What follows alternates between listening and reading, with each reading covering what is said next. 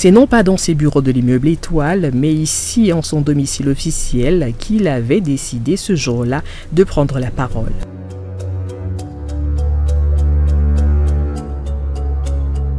Lui, Joseph Dion-Ngouté, Premier ministre du Cameroun, contraint de faire siège avec son épouse pour écouter le récit tragique de celle qui pilote actuellement les opérations de recensement général de la population et dont le naufrage à la fois personnel et institutionnel vient à nouveau de se traduire par un énième report de la date de clôture des opérations sur le terrain, cette fois pour fin septembre de l'année 2026 en cours.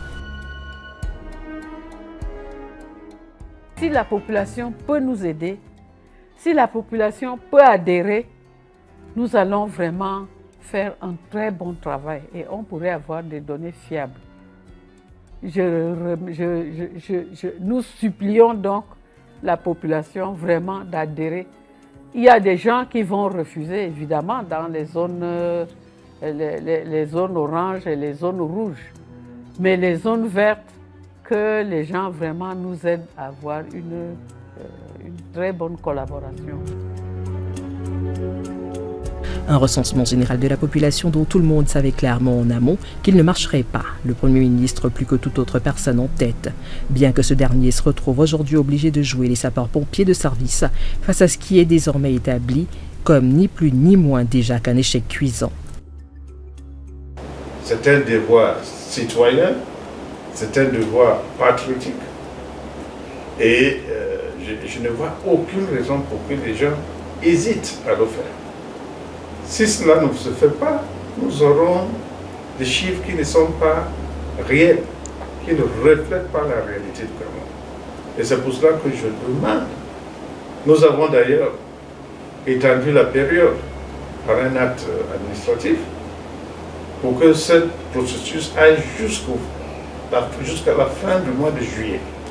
C'est pour permettre à tout un chacun de saisir cette occasion. Et j'en appelle à la responsabilité de tous les chefs de famille, de tous les chefs de quartier, de tous les chefs de village, de s'assurer que tout le monde est recensé. En cause, une impréparation et une série de cafouillages à tous les étages indiquant une grave perte d'expertise et de compétences sur ce simple dénombrement des habitants et du patrimoine existant sur son territoire que le Cameroun n'arrive toujours pas à opérer plus de 60 ans après son indépendance.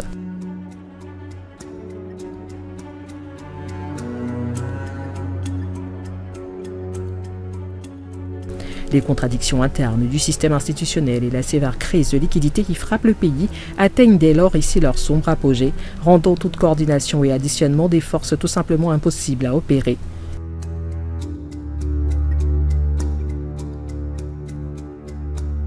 Ainsi, seule face à ce mur, la dirigeante en charge de l'ensemble de l'organisation se retrouve donc là, humiliée, contrainte de venir ici se lamenter de son impuissance auprès d'un Premier ministre lui-même à bout de force, en révélant des chiffres tout à fait sidérants. On voulait tout simplement vous dire le problème que nous avons. Le littoral est encore aujourd'hui à 17% de la population obligée de les déclarer rouges. Nord-ouest, sud-ouest. Pour le centre, on pousse.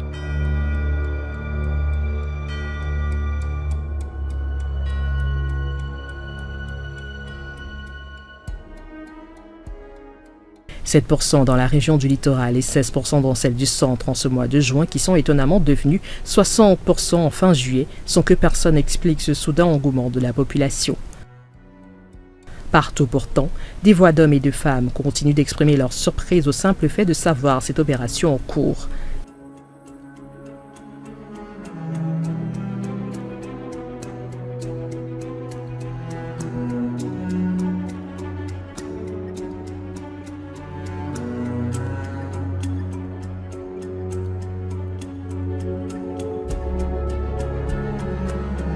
Je n'ai jamais vu les gens comme ça devant ma porte pour le recensement.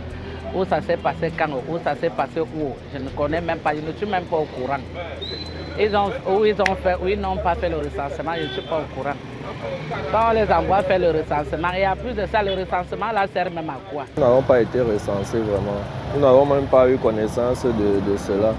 Donc à notre niveau, nous n'avons pas eu l'information. Il y a un peu qui sont passés à la maison.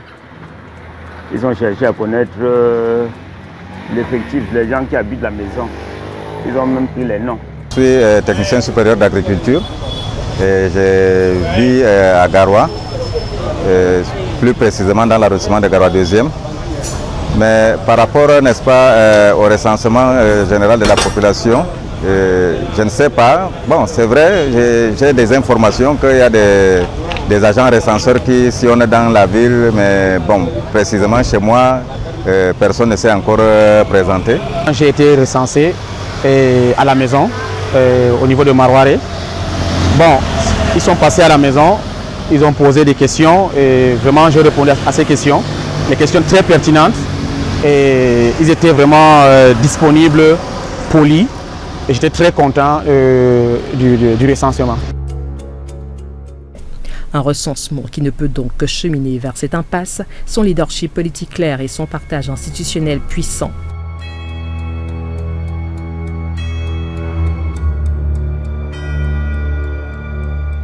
Ne reste plus aux équipes d'intervention à l'instar de celle-ci dans les rues de Yaoundé que le cache-sexe de quelques figures publiques pour se livrer au jeu grotesque de ces simulations qui, plutôt que de reconstruire la confiance et même la renforcer, la détruisent plutôt encore davantage en osant positionner en avant-scène des voix dont la parole ne compte aux yeux de personne.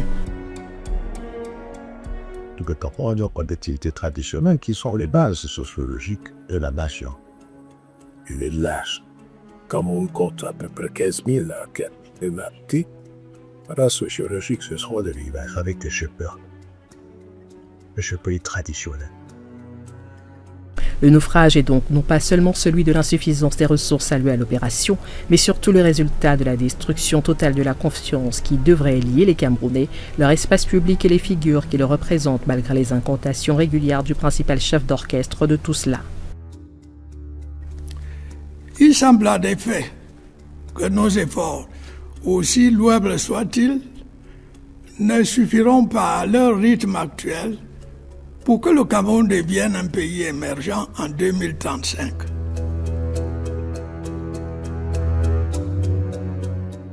Trois décennies de discours creux portant aussi au démantèlement minutieux d'une vie publique telle que le donne si tristement à voir ce recensement de la population avec des conséquences aujourd'hui visibles aux yeux de tous.